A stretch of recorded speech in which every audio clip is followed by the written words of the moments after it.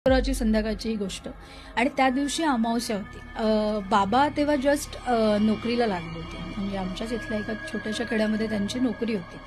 तर तिथे त्यांना राहावं लागायचं. अंधार पडला आणि आपलं ते विचारात आपले चाललेत, आता कसं करायचं, उद्या जायचं का, मग परत सोमवारी कसं यायचं, ह्या विचारात ते चालत असताना मागून त्यांना आवाज आला, काय रे चाललास काय परत म्हणून. हो चाललो मी.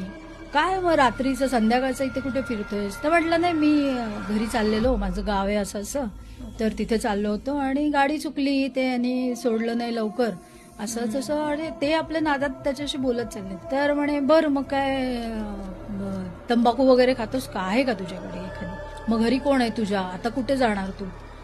तर म्हणे नाही मी माझी इथे खोली आहे तिथेच मी राहतो. तुम्ही कुठले बाबा असं त्यांनी विचारलं. बाबांचं एक नाही दोन नाही म्हणून बाबांनी पाठीमागे वळून बघितलं. बाबा गायब.